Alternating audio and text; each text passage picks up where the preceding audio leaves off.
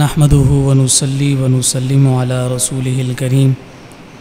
اما بعد فاعوذ بالله من الشيطان الرجيم يسألونك عن الساعة صدق الله العلي العظيم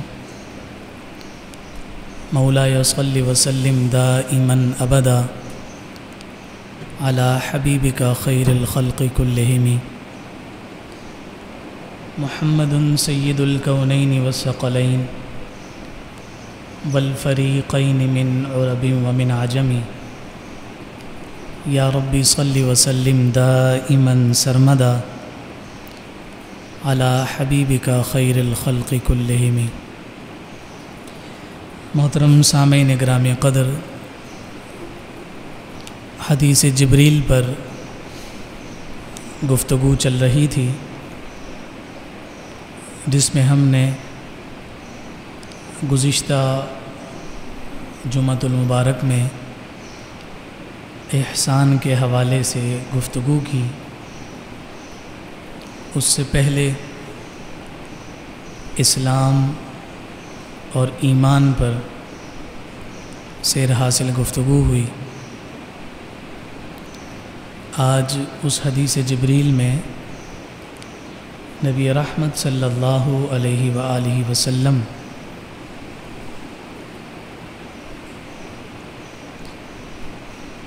سے پوچھے جانے والے چوتھے سوال کے حوالے سے چند گزارشات گوش گزار کرنی ہیں، جو حضرت جبریل امین نے نبی رحمت صلی اللہ علیہ وآلہ وسلم سے دریافت کیا۔ اخبرنی عن الساعہ، کہ مجھے قیامت کے بارے میں خبر دیجیے، قیامت کے بارے میں بتائیے۔ اس کے جواب میں آقا کائنات صلی اللہ علیہ وآلہ وسلم نے ارشاد فرمایا، مل مسئول عنہا بأعلم من السائل،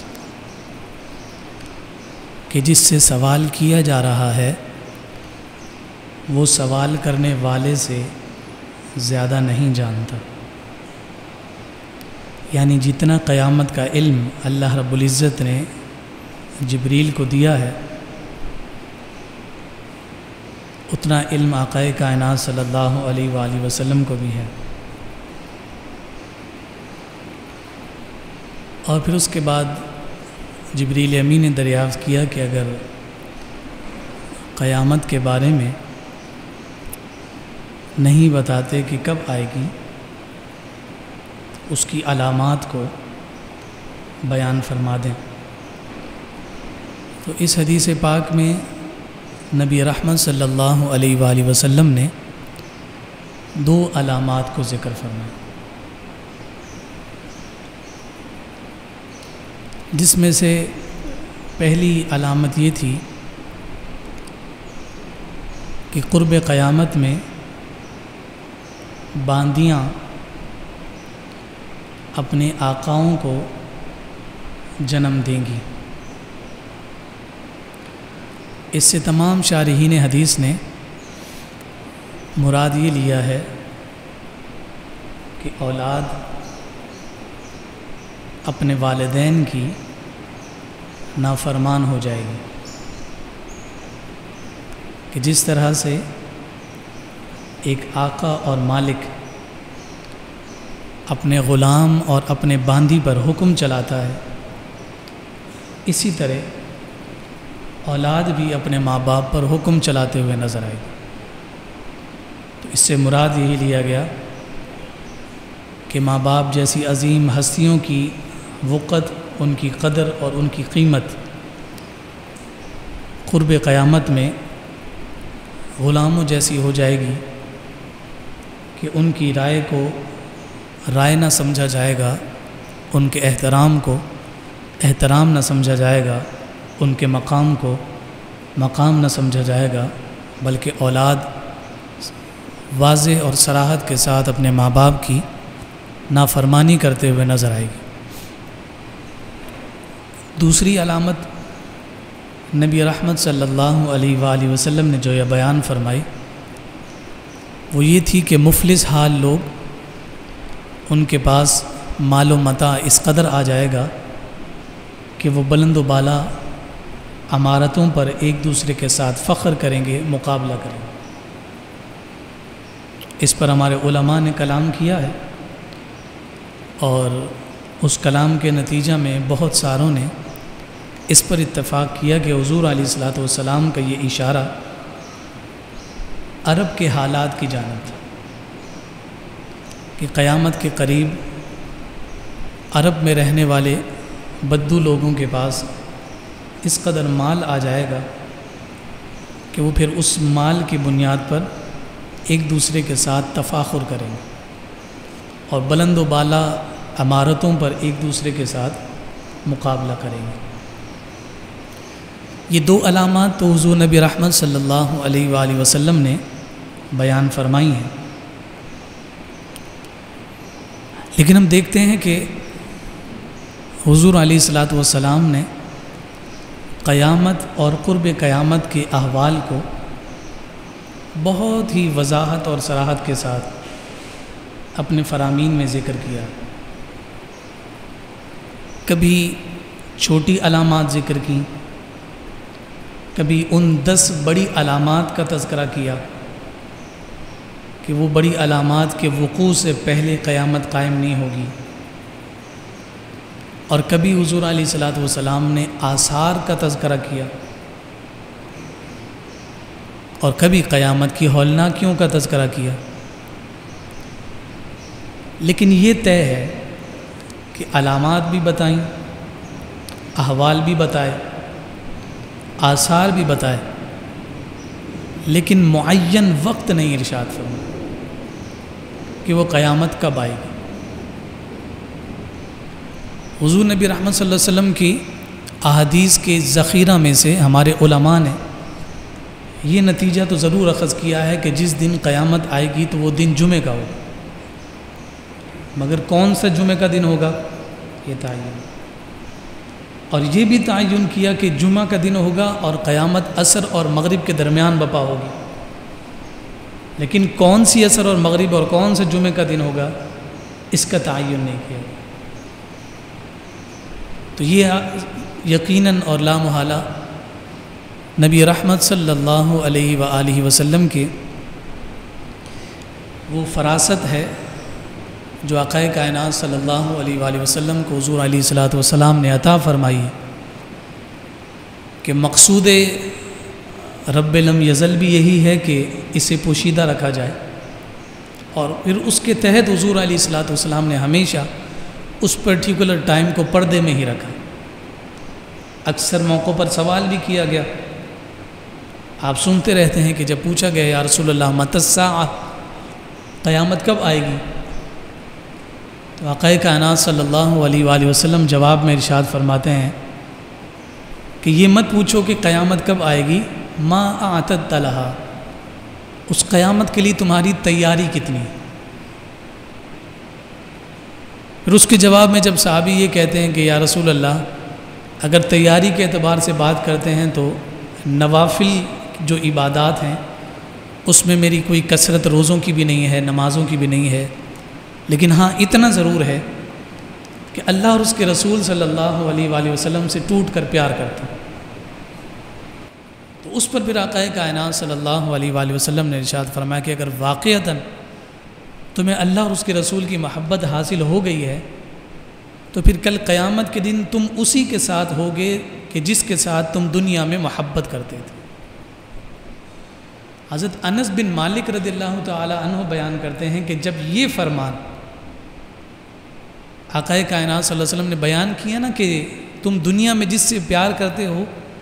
قیامت کے دن اور جنت میں تم اسی کے ساتھ ہوگے، جناب انس فرماتے ہیں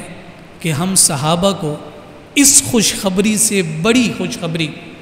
کوئی اور نظر نہیں آئی کہ کہا کہ اس پر ہمیں جتنی فرحت اور خوشی ہوئی حضور علیہ الصلوۃ والسلام کی بیان کی گئی دیگر بشارتوں میں اتنی خوشی کسی اور پر نہیں۔ یہ یقیناً ان صحابہ کی حضور علیہ الصلوۃ والسلام سے اس محبت اور عقیدت کا اظہار تھا کہ جو صبح و شام اس بے چینی میں ضرور رہتے تھے کہ صبح و شام جس عظیم اپنے نبی کی ہم زیارت اور جلوہ کرتے ہیں، اگر قیامت میں یہ ہم سے دور ہو گئے اور جنت میں ان کا پڑوس نصیب نہ ہوا تو ہم کیا کریں گے؟ تو حضور علیہ السلام نے جب یہ تسلی دے دی کہ جیسے تم دنیا میں میرے قریب ہو ویسے ہی قیامت میں بھی اور جنت میں بھی قریب ہوگے، تو حضرت انس فرماتے ہیں کہ تمام خوشیوں سے بڑھ کر ہمارے لیے خوشخبری اور بشارت۔ تو آقا کائنات صلی اللہ علیہ وسلم نے چھوٹی بڑی علامات تمام کو جو ذکر فرمایا ہے، اگر اس کا محدود تعداد نکالی جائے تو وہ تقریباً 110 سے زیادہ علامات ہیں جو آقا کائنات صلی اللہ علیہ وسلم نے قیامت اور قرب قیامت کی ذکر فرمائی۔ ظاہر سی بات ہے کہ تمام پر کلام تو کسی طور پر ممکن نہیں ہے، لیکن ہمیں اس بات کی جانب ضرور نظر کرنی چاہیے کہ جس طرح کے حالات اور جس طرح کے قرائن و شواہد ہمارے سامنے موجود ہیں اور جس معاشرے میں ہم پنپ رہے ہیں، بڑھ رہے ہیں، یہ تمام کے تمام آثار قیامت میں سے ضرور ہیں۔ آقا کائنات صلی اللہ علیہ وآلہ وسلم نے قرب قیامت میں فتنوں کی کثرت کا ذکر فرمایا ہے۔ فتنہ دوسرے لفظوں میں آزمائش کو کہا جاتا ہے، اور وہ کس قدر کثرت کے ساتھ ہوں گے؟ نبی رحمت صلی اللہ علیہ وآلہ وسلم نے ارشاد فرمایا، حضرت عروہ رضی اللہ تعالی عنہ سے نے حضرت اسامہ سے روایت کیا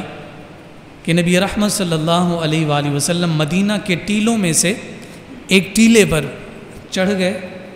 اور ایک بلند مقام پر حضور علیہ الصلوۃ والسلام نے کھڑے ہو کر ارشاد فرمایا، ہل ترون ما ارا، کیا تم وہ دیکھتے ہو جو میں دیکھتا ہوں؟ یعنی سوال یہ تھا کہ جو میں دیکھتا ہوں وہ تم نہیں دیکھتے۔ اور پھر خود حضور نے ارشاد فرمایا، انی لارا مواقع الفتن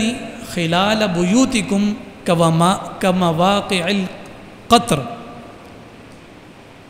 حضور علیہ الصلوۃ والسلام ارشاد فرما رہے ہیں کہ میں یہ دیکھ رہا ہوں کہ جس طرح سے بارش کے قطرے جن نشانات پر تمہارے گھروں میں گرتے ہیں، مراد کثرت ہے کہ جیسے کثرت کے ساتھ بارش کے قطرے تمہارے گھروں میں آتے ہیں، میں دیکھ رہا ہوں اسی طرح کثرت کے ساتھ تمہارے گھروں میں فتنے داخل ہو رہے ہیں، آزمائشیں داخل ہو رہی ہیں، مال کی آزمائش، اولاد کی آزمائش، روزگار کی آزمائش، کاروبار کی آزمائش،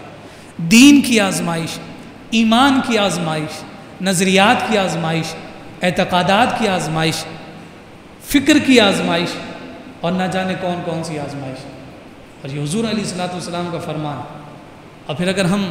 حالات کا مشاہدہ کریں تو یہ بات ہم سے ڈھکی چھپی نہیں کہ ہم یقیناً اس دور میں زندہ ہیں کہ جہاں ہر طرف فتنے منہ کھولے ہوئے نظر آ رہے ہیں۔ اور پھر نبی رحمت صلی اللہ علیہ وآلہ وسلم نے اس بات کو بھی ذکر فرمایا کہ قیامت اس وقت تک قائم نہیں ہوگی کہ جس وقت تک تم میں سے کوئی شخص ایک قبر کے پاس سے گزرے گا اور وہ دنیا کی آزمائشوں سے اتنا تنگ آ چکا ہوگا کہ وہ قبر کی جانب اشارہ کر کے یہ کہے گا کہ کاش تمہاری جگہ یہاں میں موجود ہوتا۔ یعنی دنیا میں زندہ رہنا اس قدر کٹھن، مشکل اور دشوار ہو جائے گا کہ لوگ قبروں کو دیکھ کر کہیں گے کہ تم خوش قسمت ہو کہ اس دنیا سے چلے گئے، کاش کہ یہاں تم نہ ہوتے بلکہ اس کی جگہ میں ہوتا کہ اس قیامت کے قریب کی جو آزمائشیں ہیں اس سے میں محفوظ رہ جاتا۔ ان تمام باتوں پر ہمارے شارحین نے ایک بات ضرور ذکر فرمائی ہے، اور وہ بات یہ ذکر کی ہے کہ جتنے بھی فتنے مادی اعتبار سے ہم دیکھتے ہیں دنیا میں ہمیں جو نظر آ رہے ہیں، جو آنے ہیں، جو آئیں گے، ظاہر سی بات ہے کہ مصطفیٰ کے اس فرمان نے سچا تو ہونا ہے، لیکن شارحین نے یہ بات بہت صراحت کے ساتھ ذکر کی ہے کہ تمام فتنوں میں سے سب سے بڑا فتنہ اور آزمائش جو ہوگی وہ انسان کی اور بطور خاص مسلمان کی ایمان کی ہوگی۔ کہ اس کا ایمان اس قدر مشکل میں پڑ جائے گا کہ وہ جس سمت دیکھے گا یوں ہی نظر آئے گا کہ میرا ایمان میرے ہاتھ سے نکل رہا. اور یہ جو ذکر کیا کہ وہ قبر پر کھڑے ہو کر خواہش کرے گا، تو یہاں بھی شارحین نے ذکر کیا کہ اس کی یہ خواہش اسی سبب سے تھی کہ میرا ایمان خطرے میں ہے، کہیں میں اس دنیا سے بے ایمان نہ چلا جاؤں. جیسے تم مسلمان گئے ہو، کاش تمہاری جگہ میں مسلمان اس دنیا سے چلا جاتا. اس دور کے جملہ فتنوں میں سے سب سے بڑا فتنہ اور سب سے بڑی آزمائش یہ ہے کہ ہم اپنے ایمان کی حفاظت کریں، کیونکہ یہ تو طے ہے کہ ہماری آخرت کی جو بقا اور دوام ہے وہ محض ایمان ہی کی بنیاد پر ہے. اگر ایمان سلامت لے کر گئے تب ہی پھر ہمارا کوئی نتیجہ اور کوئی ثمر ہے. اور اگر ایمان محفوظ نہ رہ سکا تو دنیا میں اگر ہم 200 سال بھی جی لیں تو دنیا میں ہمارا یہ جینا کسی کام کا نہیں. اسی وجہ سے آقا کائنات صلی اللہ علیہ وسلم نے یہ بھی ذکر فرمایا کہ ایک وقت ایسا بھی آئے گا کہ تم صبح تو اس عالم میں کرو گے کہ تم مسلمان ہوگے، لیکن جب شام ہوگی تو تمہارے سینوں سے اسلام نکل چکا ہو. تم شام تو اس حالت میں کرو گے کہ تم ایمان کی حالت میں ہوگے، تم مسلمان کہلاتے ہوگے، لیکن جب صبح ہوگی تو فتنے تمہیں ایسے جکڑ لیں گے کہ تم صبح کے وقت ایسے ہوگے کہ اسلام تمہارے سینوں سے نکل چکا ہو. تو یہ تمام اشارے ہمیں اس جانب متوجہ کرتے ہیں کہ انسان کو اور بطور خاص مسلمان کو یہ یقین کر لینا چاہیے کہ ہم مادیت کے بغیر، کاروبار کے بغیر، روزگار کے بغیر، رزق کے بغیر، کھائے پیے بغیر رہ سکتے ہیں، لیکن ہم ایمان کے بغیر نہیں رہ سکتے. اور اس کا سبب صرف اور صرف یہ ہے کہ ہماری دیگر تمام چیزوں نے ہمیں فائدہ تب دینا ہے کہ جب ایمان قائم، اور جب ایمان قائم نہیں ہے تو پھر لا محالہ بہت بڑے خطرے کی نشانی. اللہ رب العزت ہم سب پر لطف و کرم فرمائے اور ہمارے ایمان کی محافظت کا انتظام اور اہتمام فرمائے، ہمارا ایمان سلامت رہے اور ہم ایمان کی سلامتی کے ساتھ اس دنیا سے جائیں. دعا تو کی جا سکتی ہے اور ہمیں دعا کرتے بھی رہنا چاہیے، مگر ساتھ اس بات پر بھی غور اور فکر ضرور کرنا چاہیے کہ ہم نے اس ایمان کی محافظت کے لیے دوا کتنی کی، اس کی محافظت کا انتظام اور اہتمام کتنا کیا. ہم نے تو اس شے کو کوئی تصور ہی نہیں کیا، کسی شے کی جانب ہمارا خیال ہی نہیں جاتا کہ ایمان بھی کوئی شے ہے، جبکہ ہمارے اسلاف یہ کہہ گئے کہ ساری دنیا اور کائنات کی قیمت اگر لگا لی جائے تو ایک صاحب ایمان کے ایمان کی قیمت پوری کائنات کی قیمت سے زیادہ ہے. یہی تو سبب ہے کہ اگر کوئی رائی کے برابر بھی ایمان اپنے دل میں لے کر اس دنیا سے جائے گا تو بالآخر وہ جنت کا حقدار ضرور بنے گا. گناہگار ہے، عاصی ہے، مجرم ہے، خطا کار ہے، سیاہکار ہے، دنیا میں صرف گناہ ہی کرتا رہا، اس حالت میں گیا کہ اس کے پاس رائی کے دانے کے برابر ایمان تھا، اپنے گناہوں کی، سیاہکاریوں کی، خطاؤں کی سزا پائے گا. بالآخر وہ سزا ختم ہوگی اور بالآخر حتمی طور پر وہ جنتی ہوگا، اس لیے کہ وہ کم از کم ایمان کا کچھ حصہ لے کر گیا. یہ اس ایمان کے نور کی برکت ہوگی. اور اگر وہ ایمان جو رائی کے برابر بھی ہمارے دلوں میں نہ رہ جائے تو پھر آپ ذرا بتائیے کہ پھر ہمیشہ کے لیے ہمارا ٹھکانہ کیا ہے.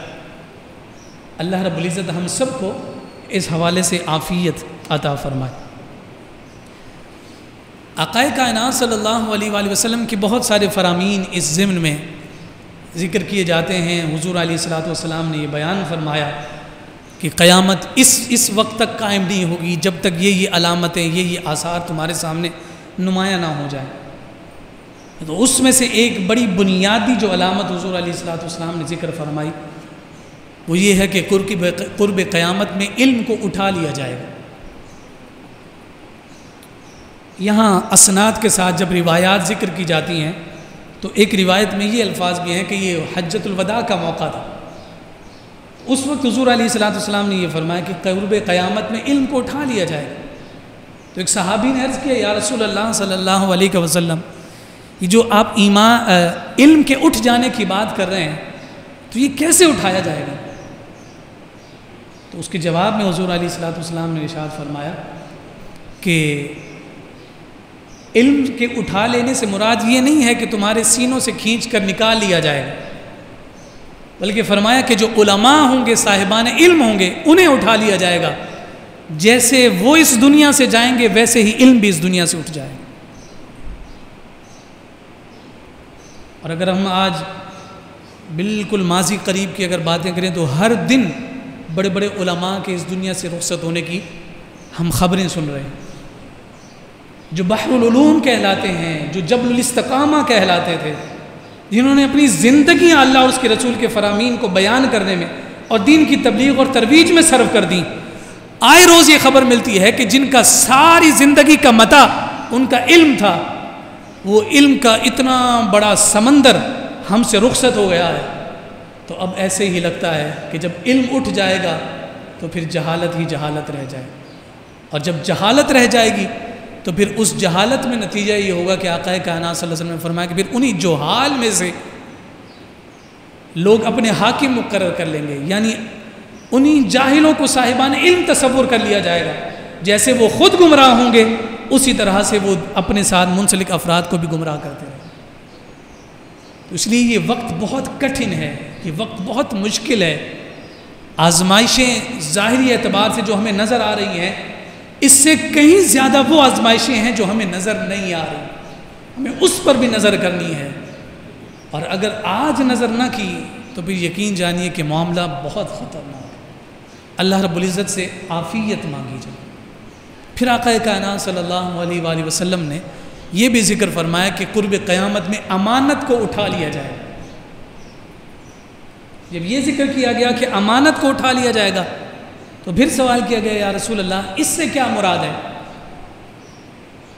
تو آقا کائنات صلی اللہ علیہ وسلم نے فرمایا کہ نااہل لوگوں کو حکمران بنا دیا جائے گا،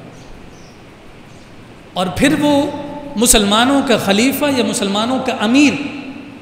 کھلے ہاتھوں سے مسلمانوں کے مال کو خرچ کر رہا ہوگا، اور اسے بھی خبر نہیں ہوگی کہ وہ کیسے کیسے خرچ کر رہا ہے۔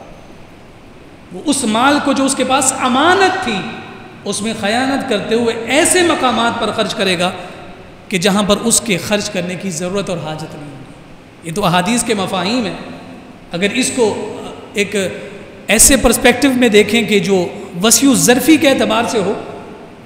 تو ہمیں یہی نظر آتا ہے کہ آج کا حکمران اگر نظر آتا ہے تو اس میں نااہلیت تو موجود ہے ہی، مگر جس امانت کا ذکر حضور علیہ الصلوۃ والسلام نے فرمایا کہ وہ امانت بھی آج کے حکمرانوں سے اٹھا لی گئی۔ اگر وہ آج امانت قائم ہوتی تو ایک وقت وہ بھی تھا کہ جب مسلم حکمرانوں کے پاس ہی امانت تھی اور وہ اس حکمرانی کے اہل تھے۔ زمین جب لرزتی ہے تو عمر فاروق اپنے عصا کی ٹھوکر سے اسے مار کر کہتے ہیں کہ میں تجھ پر کیا عدل نہیں کرتا، تجھ پر انصاف نہیں کرتا کہ تو کب کپا رہی ہے۔ عمر فاروق کا درہ مارنا ہے اور زمین واپس ساکت ہو جاتی ہے۔ اگر آج بھی حضرت عمر فاروق موجود ہو تو میرا یقین اور میرا ایمان ضرور یہ کہتا ہے ان تمام آزمائشوں میں وہ دوبارہ اسی اعتبار سے ذکر کریں کہ عمر کیا اے زمین تجھ پر عدل و انصاف نہیں کرتا کہ اتنی آزمائشیں تیری جانب سے آ رہی ہیں۔ تو لا محالہ یہ آزمائشیں ہم سے اٹھ جائیں، مگر ہم دیکھتے ہیں کہ باقی فتنے تو اپنی جگہ ہیں ہی، مگر اس اعتبار سے بھی بہت سارے فتنے ہمارے سامنے منہ کھولے ہوئے کھڑے نظر آ رہے ہیں۔ اللہ رب العزت ہم سب کو عافیت عطا فرمائے۔ پھر ایک بات اور بھی اس حوالے سے میں ذکر کر دوں گی، دیکھیے جتنے بھی ہم حضور نبی رحمت صلی اللہ علیہ وسلم کے فرامین کا تذکرہ کرتے ہیں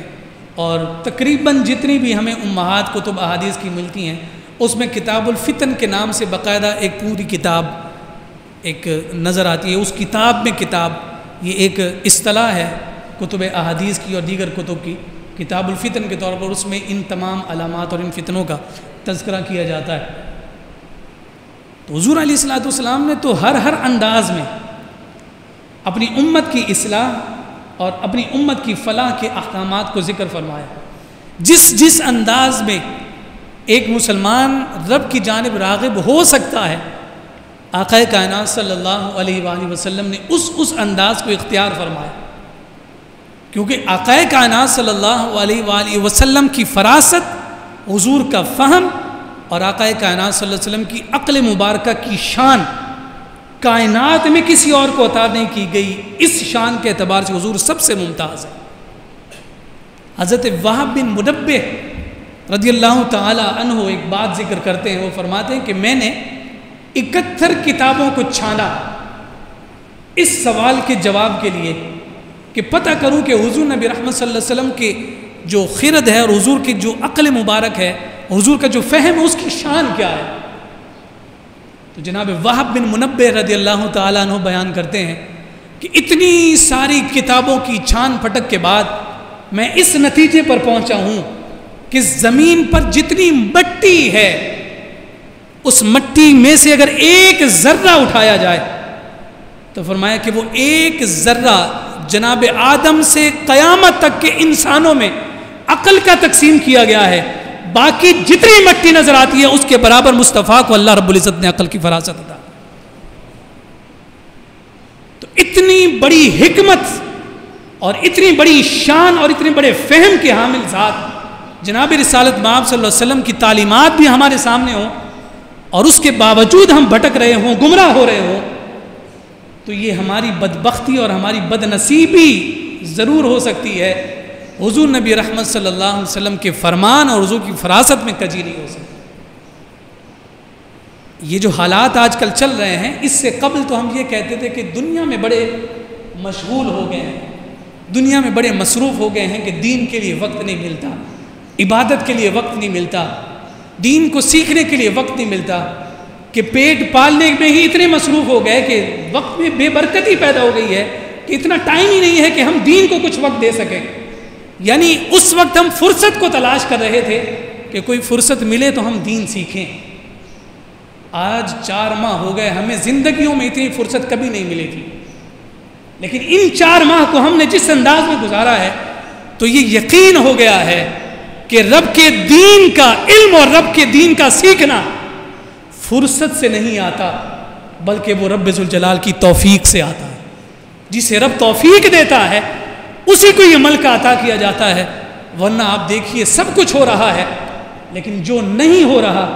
وہ دین پر چلنے کی کوشش اور جستجو نہیں ہو۔ اب بھی اگر ہم نہ سورے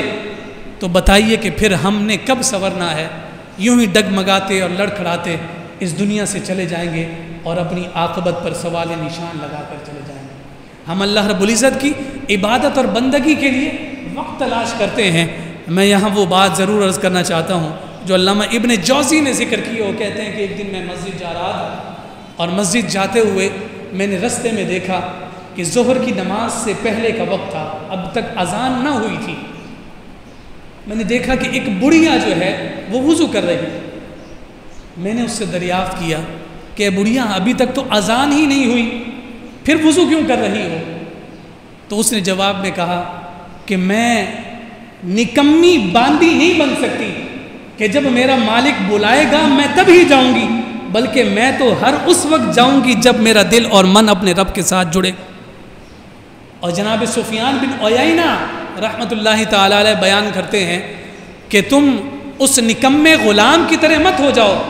کہ جب تک آقا بلائے نہ تم جاتے ہی نہیں۔ فرما بردار بندہ اور غلام کی علامت اور نشانی یہ ہے کہ آزمائش ہو یا نہ ہو، ضرورت ہو یا نہ ہو، ہر حال میں رب کو راضی کرنا ہے۔ اور رب کے محبوب نے بھی یہی ارشاد فرمایا کہ اگر تم چاہتے ہو